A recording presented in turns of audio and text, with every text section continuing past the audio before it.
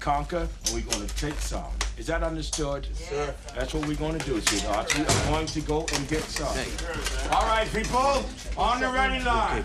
Are you me? Yeah! Are you me? Yeah! What are you?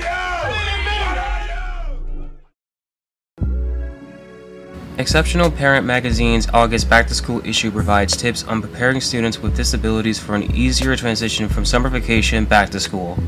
You can read this issue and past archive issues for free by signing up for EP at www.epmagazine.com.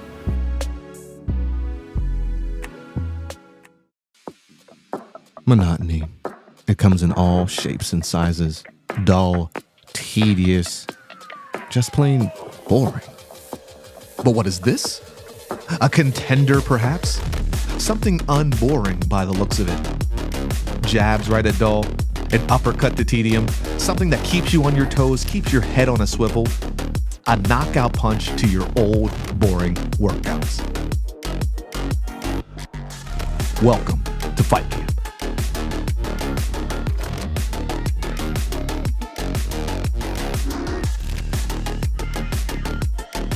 Oscar Mike Radio is a proud podcast partner of Reats Across America Radio, heard every Thursday at 11 a.m. and Sunday at 8 a.m. Eastern.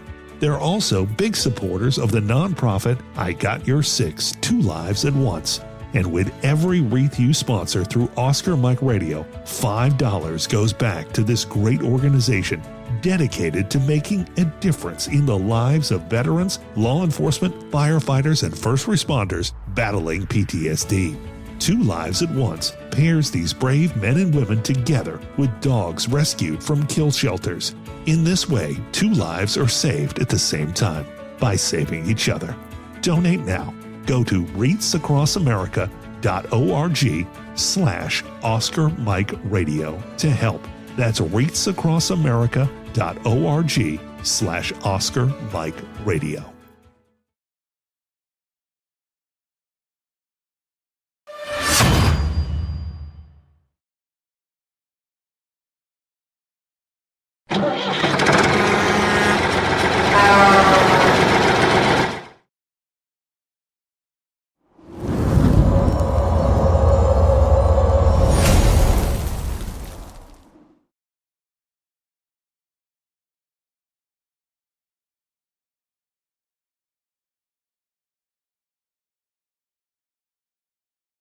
Marines are made for this. Made for the calling only warriors can answer.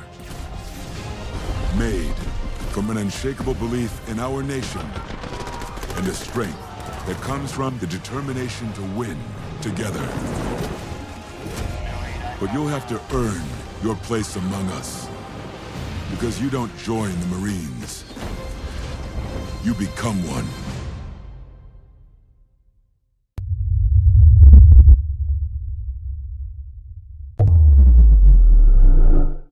Hello and welcome again to Oscar Mike Radio as we count down to number 500. My name is Travis, Marine Corps veteran and your host.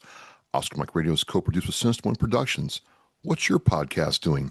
I want to thank my sponsors, Joyce Asack of Asack Real Estate and Echo 6 Creations, and my supporters, Caisson Shaving Company, Exceptional Parent Magazine, and Fight Camp. Be your strongest combination. We're rolling through here. Yes, we are counting down to number 500, and I've got another author here with a really cool, interesting story. We met about 8 months ago, so I'm going to let him get into all of that. He is Eric Hummel, submariner and Air Force veteran who's served in many different ways and has written the book, The Losing Game, How to Lose a War and Fail Veterans. Eric, welcome to Oscar Mike Radio. Well, thank you very much for having me, Travis. Yeah, you can tell by that title, it's a love story.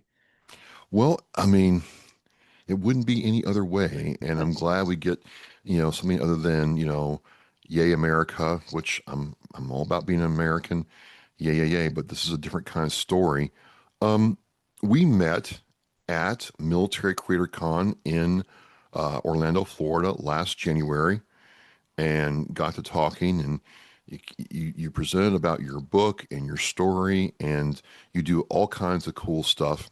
And we'll try to get into all that. But, You have a very interesting military story too, Eric. So I want to know if you'd start there for me. Well, yeah, it's convoluted. Basically, what it comes down to, just in a real quick nutshell, enlisted Navy, submarine guy, Cold War, finished up an enlistment. Turned out I really didn't like living in a tube with 100 other dudes. All right. I mean, for some, it's awesome. Glad I served, but time to move on. Stayed in Navy Reserve, was a Seabee for a while, so I got to play with your brethren in the Marine Corps and then made the decision. Actually, was a former soldier who convinced me to join the Air Force. He said the magic words. You ever see the way those guys live? And so, yeah. So at that point, I was in grad school, had to make some changes in my life, still in the Navy Reserve. So I had about 9 years of active and reserve time in the enlisted Navy when I got my commission in the Air Force. In the Air Force, bounced around 16 years total in the officer corps with 9 different AFSCs. That's the equivalent of an MOS. So I couldn't hold a job. And in between touring Iraq, touring Afghanistan, tried to avoid the Army, but both of those tours were with the Army, and also spent 3 years up on Capitol Hill as a legislative liaison. And so got to see, in particular, the war in Afghanistan from a NATO perspective, because I supported the NATO Parliamentary Assembly. So got to see that from a political perspective before I actually deployed to Afghanistan, which was, from my perspective, a huge force multiplier. After retiring in 2011, spent the next decade training government officials to deploy to places like Iraq and Afghanistan, mostly as advisors. So working in their respective ministries of defense and Ministry of Interior. Interior would be like the police forces. And when everything went sideways in August 2021 with Afghanistan, worked with the Afghan refugees coming into the United States for a little less than a year. And then after that, Travis, I was done. And we can pick it up from there. Well, sure. I mean, because when I met you, you kind of went over the spiel, and I'm like, because my first thought was, what's the Air Force truly know about what happened on the ground in Afghanistan? It's a very, you know, not easy, but you can see where I would come to that conclusion quickly. And then you started going into what you actually did. And I'm like, all right, we might actually have a different perspective here. And then I read your book, and it's like, wait a minute, it's kind of like the Wizard of Oz when you see the curtain pulled away and the truth right there. Because I've never understood why we lost in the first place. I mean, we had seen what the Russians did, we had seen what other countries had done, like the French, and I thought we're not going to repeat the same things. But we not only did we repeat it, we did it at a larger scale. So I was very interested to talk with you. And now I see this video. They're Brits in Afghanistan, and they go to this store where it's like an army surplus store of all our stuff, and not like you go to the army surplus here and it's like the old cheap stuff that's not being sold for cheap, but it's like the top of the line gear and you can just buy it off the shelf. I'm like, what did we do? So it's very interested to meet with you. It took a while, but okay, we're here now. You did a very compelling, talk in Orlando about your story. And I guess I'll start with the way it picked up. Like, what prompted you after all this to say, you know what, I'm gonna write a book about it? Where did that seed germinate? Yeah, well, thank you for that intro. I never intended to write a book. That's the Okay. thing. I tell you, I just got angry. I got really angry, having been involved in Afghanistan in some way, shape, or form since really 2006, when I started supporting NATO Parliamentary Assembly in Congress, and then again, pretty much working straight through in Afghanistan until 2021.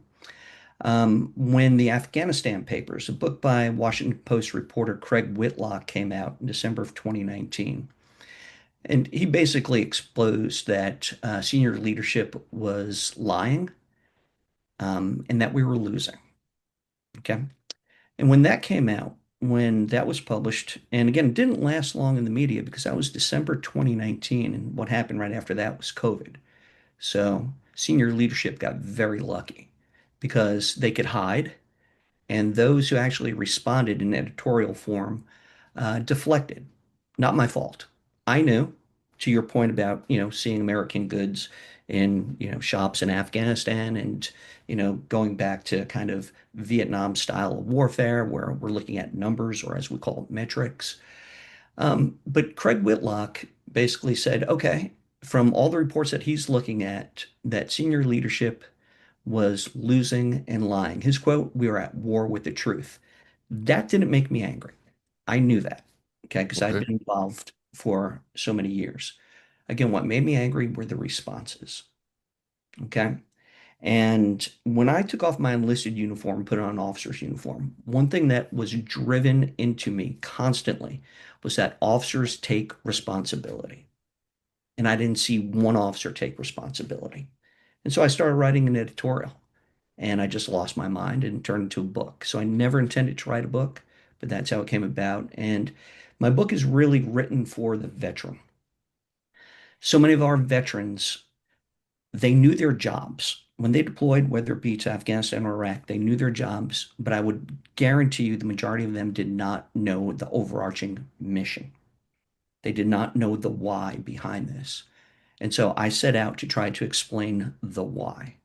And also, in doing that, I had to explain, who I am, why this little Air Force freak is qualified, to write this type of book. So I had to start from the beginning and pretty much expose a lot of my warts in the progress. It was interesting as I read your book, the parallels between your book and the book by Stuart Scheller, the Marine Corps Lieutenant Colonel, who, in his own words, kind of lost it when the evacuation, and he got, similarly kicked out of the Marine Corps, damn near court-martialed and everything. The parallels were pretty eerie, Eric. I'm not gonna.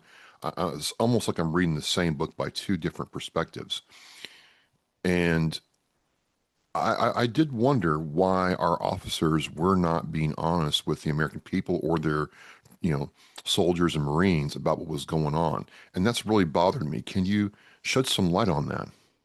Well, of course, I can only speculate about other officers. Well, just in your own, yeah. Yeah.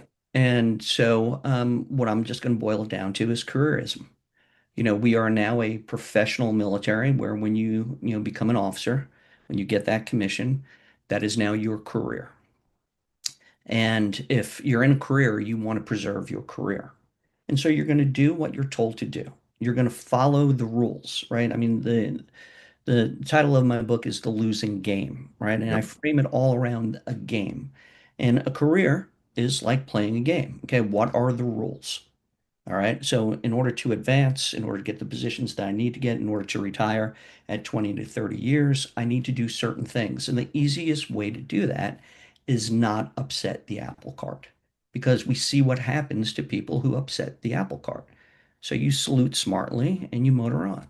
Some of the pieces are people's lives and, our country's outlook and future as a whole, right? So, how can you disassociate that with your own career? Is your career that? I mean, yes, my career is valuable to me. Absolutely, it's a very generic statement to make, but it's not just about that because I look at it as an officer is saying to his troops, "Hey, I know that I can order you to your death, but I'm going to do everything I can to either A, make your lives worth it, or avoid having to spend 1 ounce of your blood." But it doesn't seem that way reading your book. There's certainly good officers out there, Okay.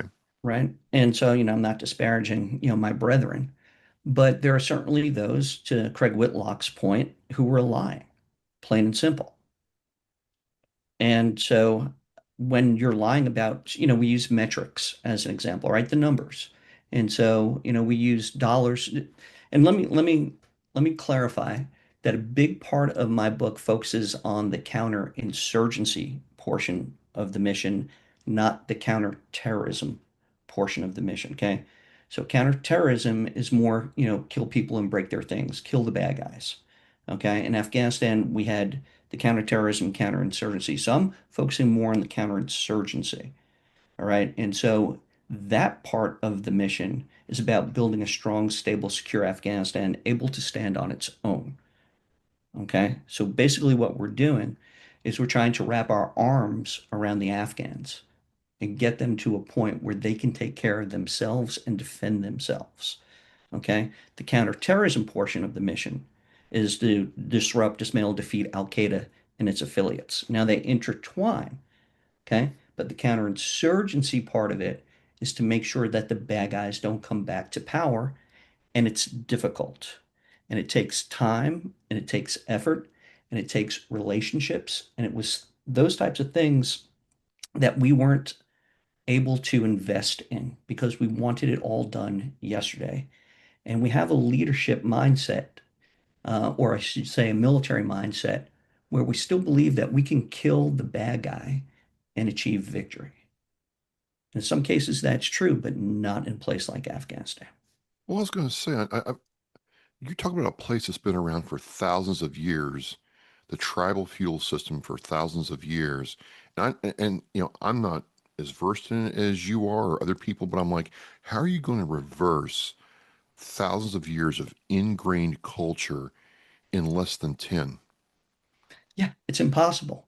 It's Okay. impossible. Yeah. So just to kind of further define what an insurgency is. All right. So we have a, in quotes, legitimate government that we're supporting. Okay. And that would be the government of the Islamic Republic of Afghanistan, shortened JAROA. Okay. We helped install their president, first Hamid Karzai and then Ashraf Ghani. We helped write their constitution. We helped set up their bureaucracy, all their ministries. Okay. And now we're saying time to shift from kind of that tribal mindset. And keep in mind, these are Afghans who were actually doing pretty well back in the 60s. And then when the 70s, late 70s rolled around and the Soviets got involved in Afghanistan, that's when things really kind of devolved. And now you have Afghans not only fighting against the Soviets, but when the Soviets leave after 10 years, the Afghans start fighting each other because there's a vacuum of power. And it just regresses, regresses, regresses. You take something as simple as education. I say simple, it's actually very complex. We take education or formalized education in this country for granted. It's just something that is. In a place like Afghanistan, with all the warfare over the years, education goes away, all right, because you are focused on survival. And so now we're rolling in there with Western bureaucratic, perspective, saying you're going to be like us. That's how we're going to counter the bad guys, all right? It doesn't, to your point, it doesn't take 10 years. At best, if you do it right from the beginning, it takes about one generation, and that's about 30 years. Because all the old guys have to go away. All those warlords, they have to disappear because they're not about to give up their power. And so when we go in there with this American mindset of we're going to plant the flag and say mission accomplished, okay, good luck, but it ain't over. One thing that's always bothered me is how the Taliban were able to just almost flip a switch and completely take over again. And your book kind of goes into that, but for our watchers and listeners, it just seemed like even after I read it, and I read it in several different places how they did it, it still boggles my mind. Either we were very blind to the situation, or we did not understand our enemy. And I can't get around that part of it, Eric. Mm-hmm. Yeah, understanding the enemy. So, and the enemy it's complex in a place like Afghanistan, and I think I need to just kind of back up a little bit and kind of your listeners and viewers kind of an idea of kind of how I got into all this. Again, being an Air Force guy, right? Because I'm sure that your listeners and your viewers are like, okay, Zumi, what do you know about this stuff? So as I mentioned, spent 3 years again supporting NATO Parliamentary Assembly when I was a legislative liaison to Congress, and so each branch of the services have a small group of folks who are working on Capitol Hill with the 435 members. Okay. So part of my responsibilities was working with NATO PA. Again, got to see Afghanistan from a NATO perspective. And remember, Afghanistan was a NATO mission. An attack on one, September 11th, attack on us was an attack on all. So we now come together in that coalition. So I had the luxury of traveling with members of Congress and going to meetings with gentlemen like General David Petraeus, right? I'm fly on the wall. I'm sitting in meetings with the ambassador to Afghanistan. I got to meet Afghan government officials, right? And so we're doing what's called congressional delegations traveling to Afghanistan, also Iraq and other places. So that's when I get to see it, firsthand. And I realized along the way that what was being said in Kabul, right, by the people in charge, compared to what was being said out in the field, because typically you'd always go out to the field on these congressional delegations and you'd meet with the troops. I actually did one GovDel with three governors, governor from Rhode Island, South Dakota, and Colorado. And so we got to meet with their federalized guard troops who were there. And to hear them tell a different story than what leadership was talking about in Kabul. In Kabul, we were winning the war. Out in the field, there were a lot of questions about how we were winning the war. And so it just inspired me to volunteer to become what's called a provincial reconstruction team commander. And as a provincial reconstruction team commander, you have three basic responsibilities. So you're going to go to a province, one of 34 provinces, like a state in Afghanistan.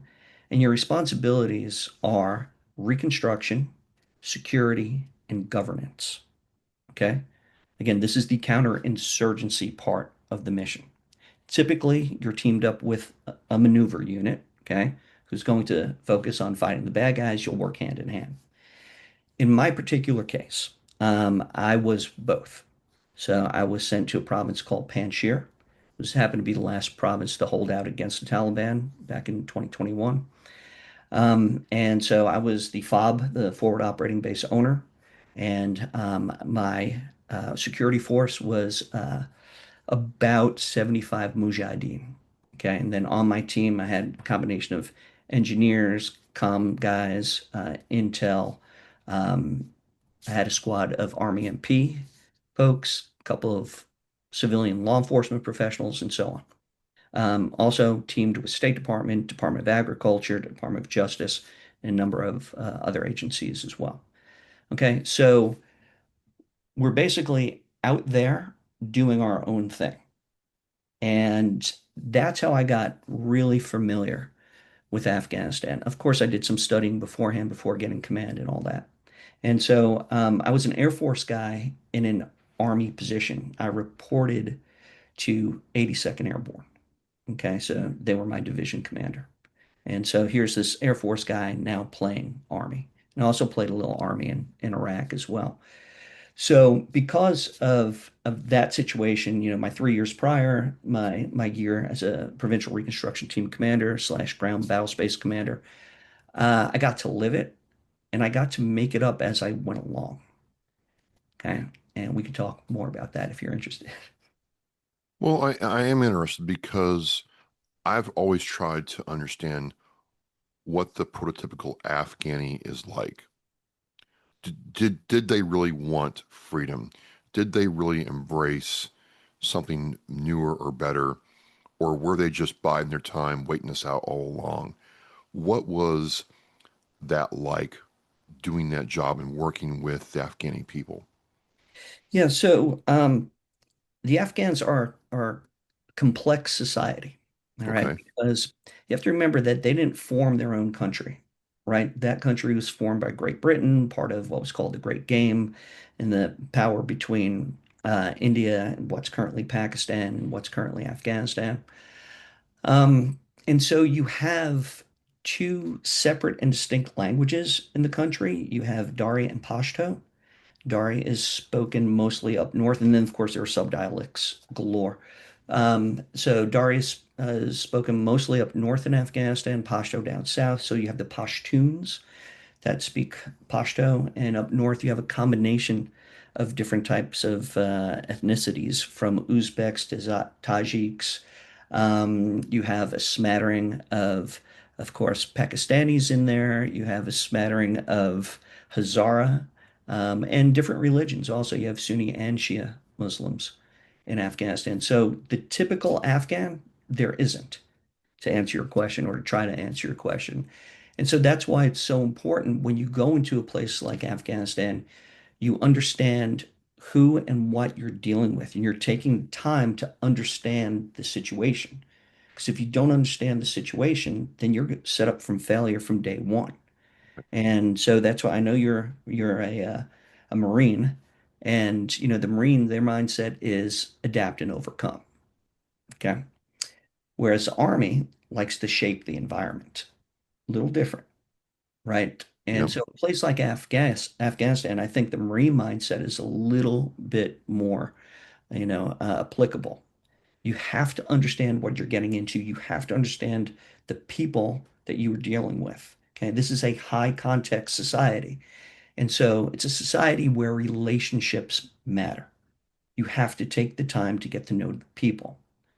Okay, and you have to be honest.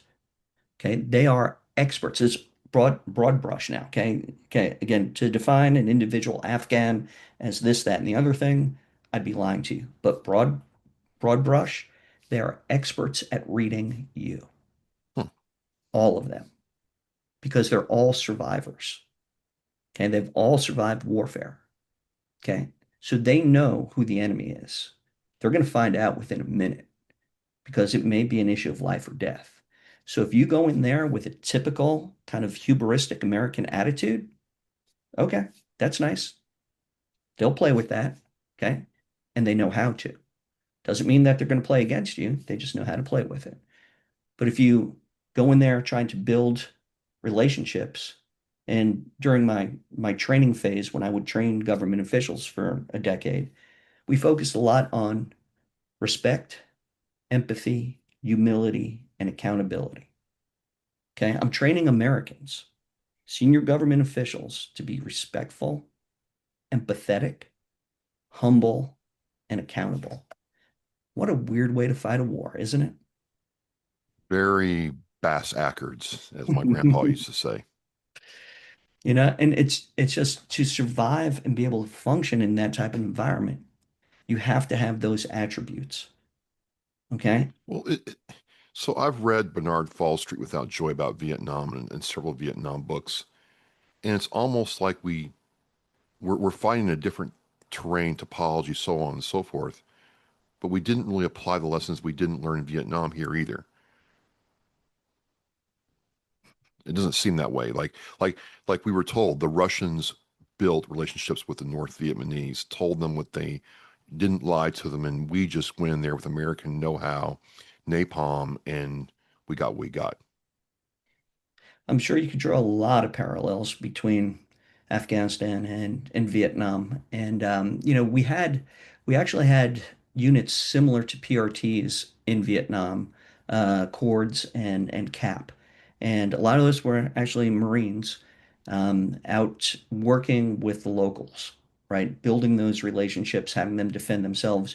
That was more about, kind of a counter North Vietnamese strategy, not so much counter insurgency. A little bit of that mixed in. That was more kind of on the military side. Okay. But in my particular case, when you're trying to build a government, when you're trying to build the security apparatus, and when you're trying to do reconstruction, or many times construction in Afghanistan, um, and you're trying to make sure that your Afghan partners are doing it, okay, that's when it gets really difficult, especially similar to Vietnam, when metrics or numbers get involved. Remember, in Vietnam, the big thing was body count, Yep. right? The more we kill of them, and there was a ratio. McNamara and his whiz kids had a ratio of how many North Vietnamese we could kill in relation to how many Americans die, and that determines how we win. Okay, metrics.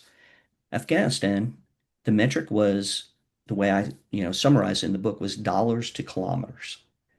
We spend X amount of dollars, get X amount of kilometers of road, right? That shows progress, right? We build schools, we build clinics.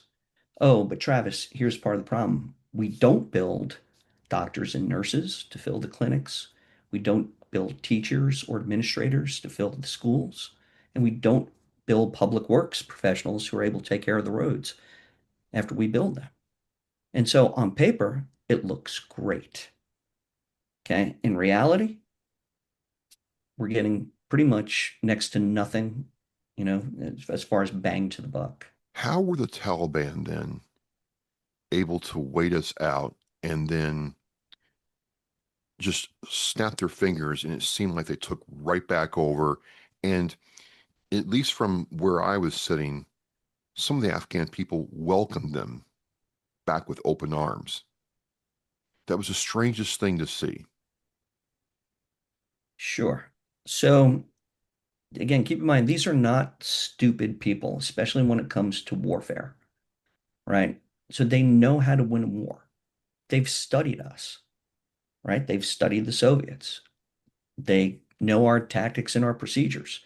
And so they knew they could just wait us out. They knew the Taliban saw the corruption that was taking place in the, quote unquote, legitimate government. And they knew that the government was built on a foundation of sand, right? Instability. And they just had to wait. And then slowly they just chipped away, chipped away, chipped away. And so when one district had some issues, then they would move in, take control. Okay. And keep in mind, the Taliban, the one thing that they're really good at is law and order. Really good. That's what got them, basically in the position they were in prior to September 11th.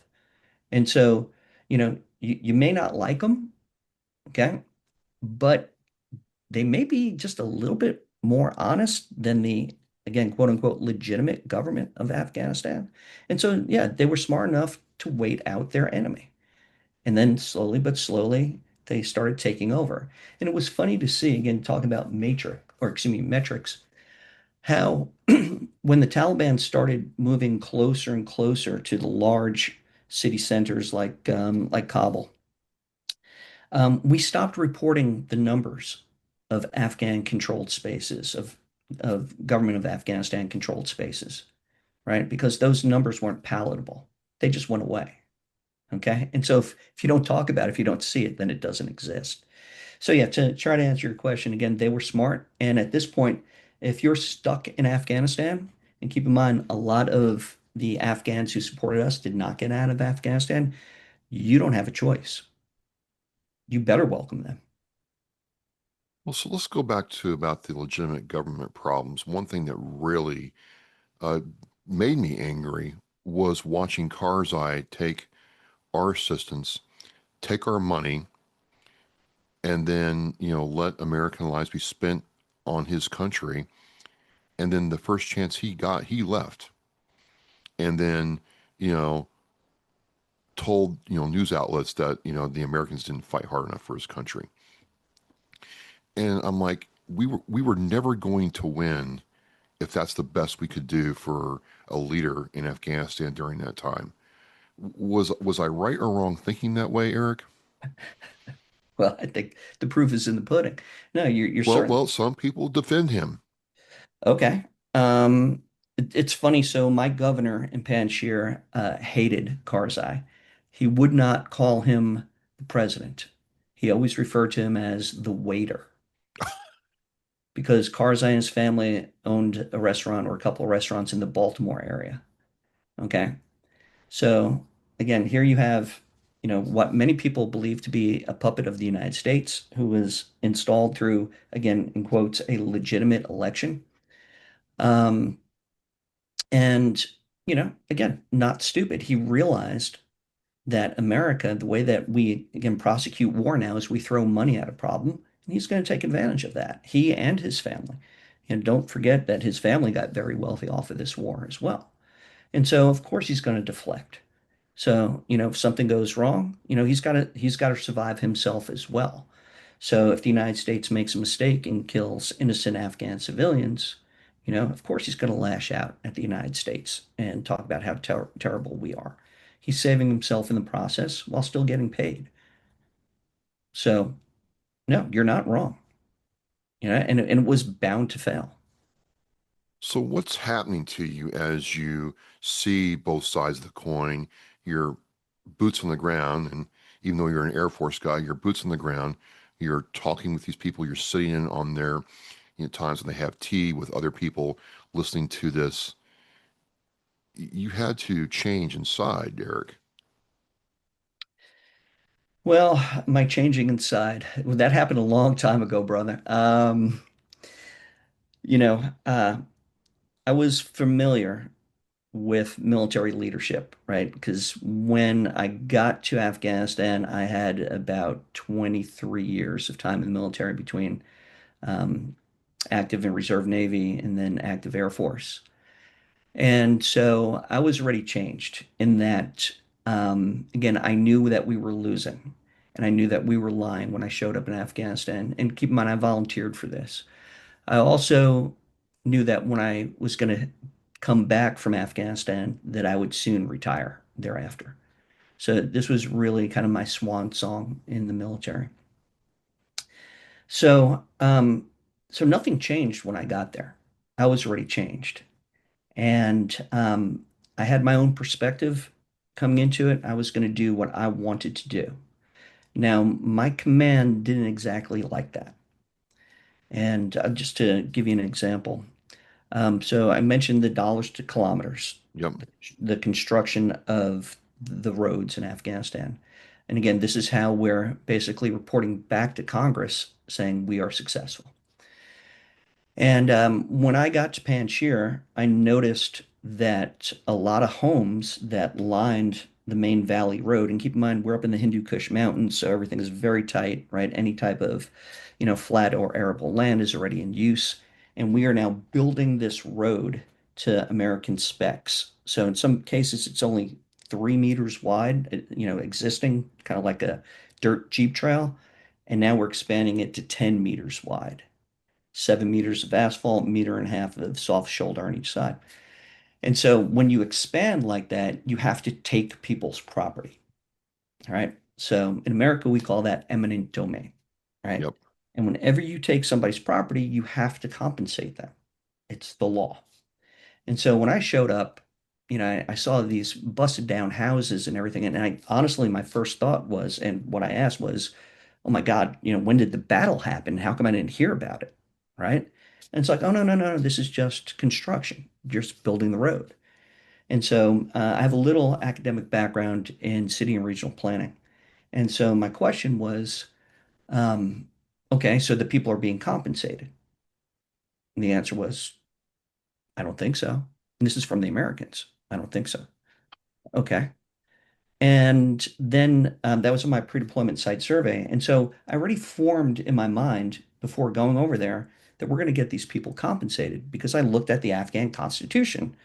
Lo and behold, property is immune from invasion. It cannot be seized without proper compensation. We wrote or helped to write the Afghan constitution. And one of my lines of effort is the rule of law, and we're violating it willingly. And just think about that for a second, Travis. Okay, so you're up in Massachusetts, right? Yep. Okay, state of Massachusetts knocks on your door. It says, Travis, we're going to build a road through your front yard. Okay. Get out. Just get out. And of course, you're going to ask, well, you can't do that. You have to compensate me, right? There's a process. No, just leave. Okay, this is how we are winning, or were winning, in quotes, the war in Afghanistan. How would you feel if the state of Massachusetts told you to get out of your house, zero compensation? Well, I wouldn't look at you as my saviors, and I would sit there and say, well, the Taliban can't be that bad after all. I mean, look at what these guys are doing. Thank you. Okay, but that's what we were doing. And so when I stopped work on the roads, okay, my command, my Army command lost their minds. All right, because I am slowing down progress. Right. And I said, no, Progress is getting these people compensated for the taking of their property, right? I mean, they sent in a helicopter package to Panjshir, picked me up. I took my Army First Sergeant with me back to Bagram, where they threatened me. Okay, and had guys in the room with stars, eagles, lawyers, Army Corps of Engineers, and yeah, they flat out threatened me, basically saying you don't have the authority to do this. And I said, I believe I do. It's called the law, and one of our lines of effort is rule of law, right? And then it got down to the point where they basically threatened me with a bad promotion evaluation. And Travis, I couldn't care less because I was going back home and retiring from there. And also, what they didn't realize is that I had friends back in Congress. Okay. I knew the president of the NATO Parliamentary Assembly. And so, if anything got super stupid, then really I felt that I could just make one phone call. And so I didn't acquiesce to their threats. And actually, I left that meeting feeling even more engaged. And when all was said and done, this was difficult because we then took the Afghans and they led the way. All right. The responsible parties, the governor, the sub-governors, okay, the ministries of social services and others, and chiefs of police, they all got involved in doing damage assessment surveys and working with the contractors, the road contractors, to compensate the people. So the American taxpayer didn't pay any more money in this, and the government actually did their jobs. Okay. Now, did it take longer to build the road? It did. But I would argue that the governance portion of my mission was somewhat accomplished. Okay. But keep that in mind that I accomplished or came close to accomplishing the governance portion and the rule of law portion of my mission, and yet I was getting threatened.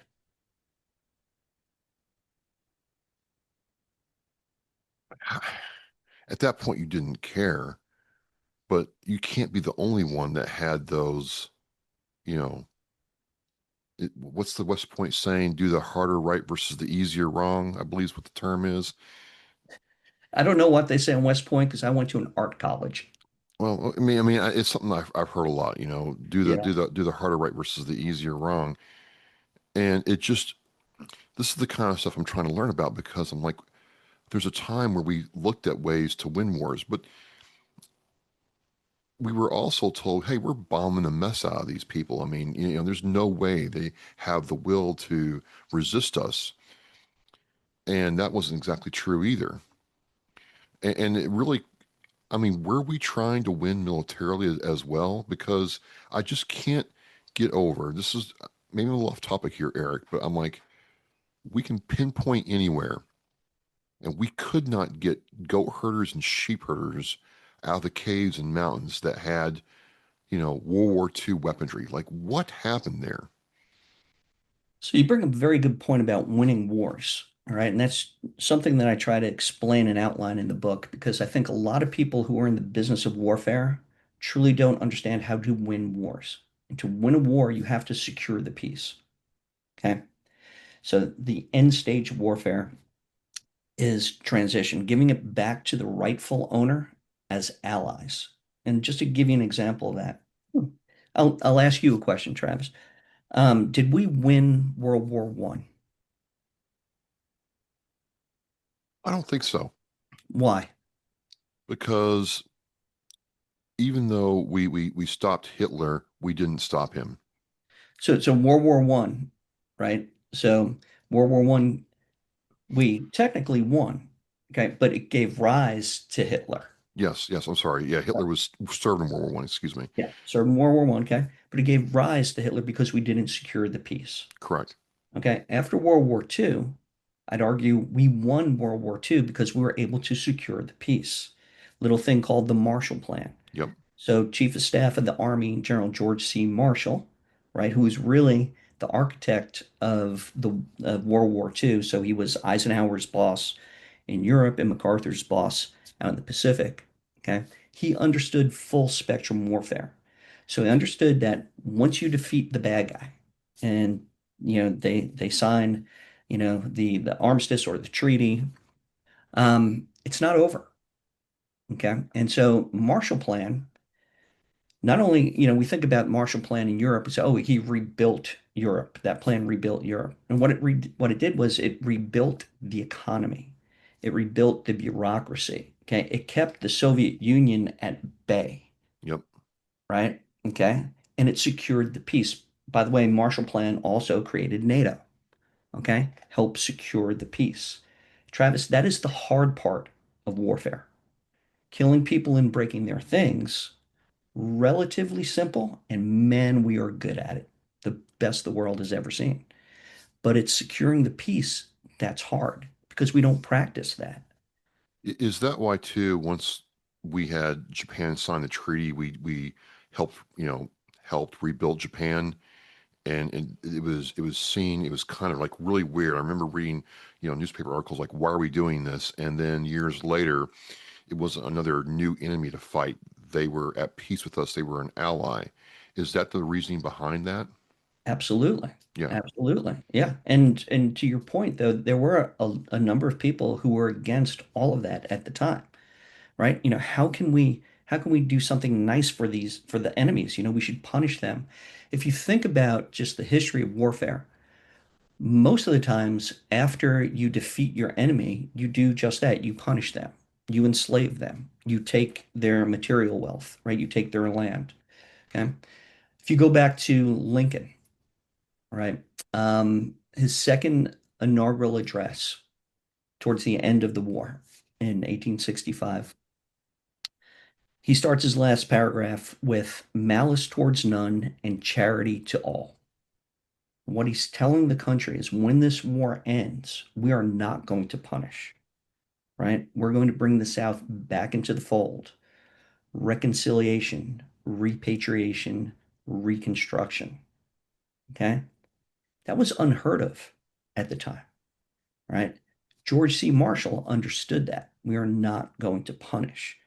And so, in a place like Afghanistan, again, so the Taliban's bad because they allowed bin Laden to operate from their territory and then they wouldn't give him up. Okay, got it. Now we're going to go after you. We're going to go after bin Laden, all justified. Okay, but now what? Tell me how the story ends. Okay, give me the mission. And I go back to the Afghanistan Papers, that book by Craig Whitlock, and he makes it clear in the book that senior leadership, all the way up through the White House during numerous administrations, could not define the mission. Okay?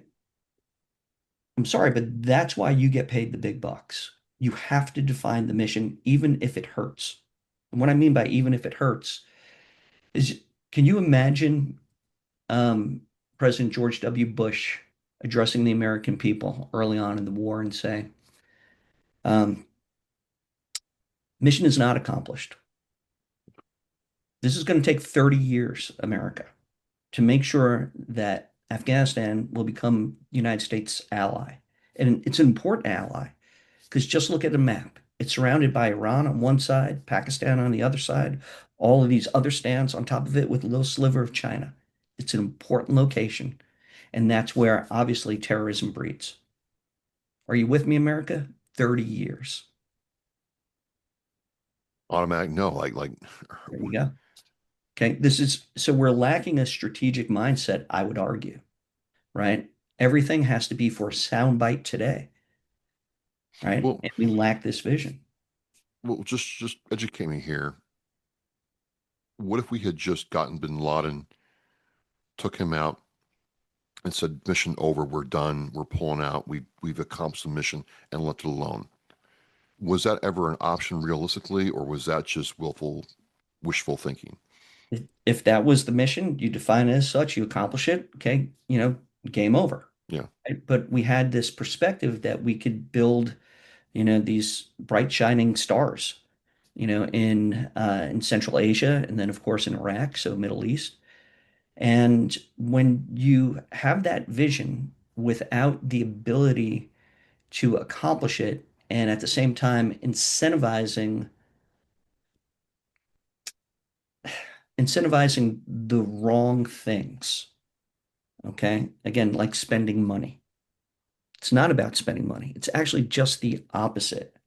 If you can accomplish governance, security, and to some degree reconstruction without spending much money, meaning that the rightful owners are doing it, right? In places like Iraq and Afghanistan, that's how you accomplish victory, or one aspect of it, because the people are doing the work in partnership, right? Maybe with mentorship from their partners, and that would be us. And that's where the relationships come into play. I've heard it say, nobody cares what you know until they know that you care, especially in those places in the world. You do the book, you publish it. What was the initial reaction, or what were you hoping people would get out of it when they read it?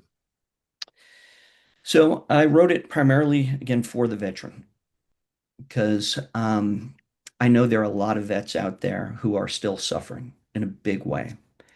And I know a portion of that suffering is them, again, not understanding what they did and why they did it. Their leadership never explained it to them.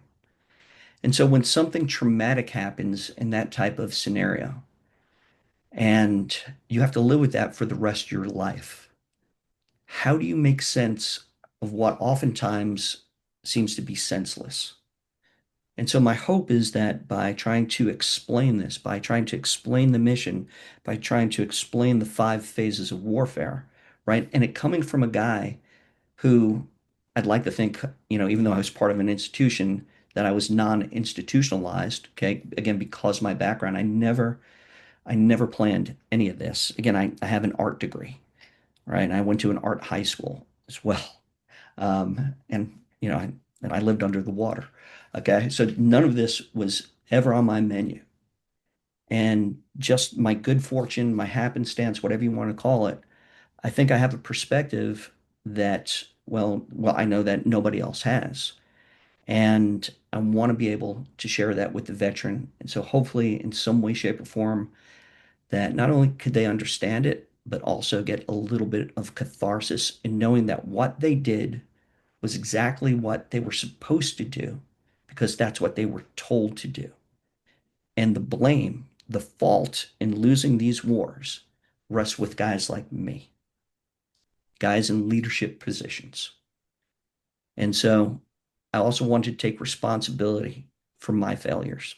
But you're owning the failure now. I guess my last couple of questions would be around is you understand that you perceive that you have failed, which I wouldn't say you have, because you're one of the few officers who actually, like, Lieutenant Colonel Scheller actually said, hey, you know what, we've messed up. But like him, I would ask, what can we do to change this so we can be more like Marshall and win and stay winning? Wow, it's $1 million question right there, right? What can we do? It's a change in corporate culture, just to kind of speak generically. Sure. When we are incentivizing losing, and we are, okay, you take a look at those who were in charge over the past 20 years, and now they're all multimillionaires, okay? So we've incentivized losing, okay? If that is the corporate culture that we are now saying works in some way, shape, or form, then nothing's going to change, right? And so I'm not saying burn it down. I'm saying get back to the core values of what it means to be an officer. Start taking responsibility. Again, this is, and I'm not bragging here, but my book is the only book that takes responsibility for failure. That's insane. We lost these last 2 wars.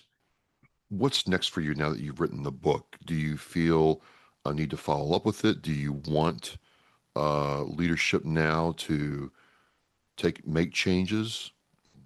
What are you trying to do now? So, best case scenario, of course, leadership makes changes. This book isn't going to inspire them to change. Again, there's too much perverse incentive for them to kind of stick with the plan. God, that's a nice thought. No, my objective with the book, again, is to have the veterans, again, just understand what they've been through and that they matter. They mattered then during that time period, and they matter now, and they matter forever. I'm out of the game Yeah. at this point. I give tours of Arlington National Cemetery. Yeah, I want to come down there with my rig and walk through and see that with you. I'm Yeah. looking forward to that, sir. Yeah, so that's another one of my weird twists in my career is that I was once the officer in charge for Air Force ceremonies, so I was responsible for high-level funerals at Arlington, and I fell in love with the place, and so that's what I do now. Again, I'm sorry to say it, but I no longer want to play on a losing team, Yeah. Yeah. so I've tapped out. How can people connect with you, your book, and your work with the Arlington Cemetery? So if you want to take a tour of Arlington with me, and again, one of the reasons why I started doing that business was really to engage with veterans. I want to give them an opportunity to meet me, walk with me, talk with me through the cemetery, um, share some stories. My tours are small. I max out at 12, and I have a special rate for veterans as well. My tours are long. They're at least 3 hours. Oftentimes they go 4. I did one the other day that went 6 hours. So get ready to stand on your feet, Travis. Um, and so I really just want to meet and engage with vets and talk quite a bit. And you can find me there at vigilancetours.com, VIGILANCETOURS.com. Right. And if you want to reach out to me concerning the book or chat with me, you can reach me at lion6press.com. That's LIONSIXPRESS.com. Well, I will have all those links in the Oscar Mike Rio show post. I really appreciate the signed copy you gave me in Florida. I started reading it back on the plane going home and really kind of thought about the Vietnam War and what we have and have not been able to do. And I appreciate your candor, sir. I do. Yeah, thank you.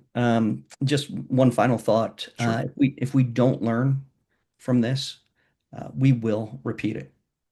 Absolutely. 100%. We will repeat it. May not be, in my lifetime, but we have to watch out for our children and our grandchildren.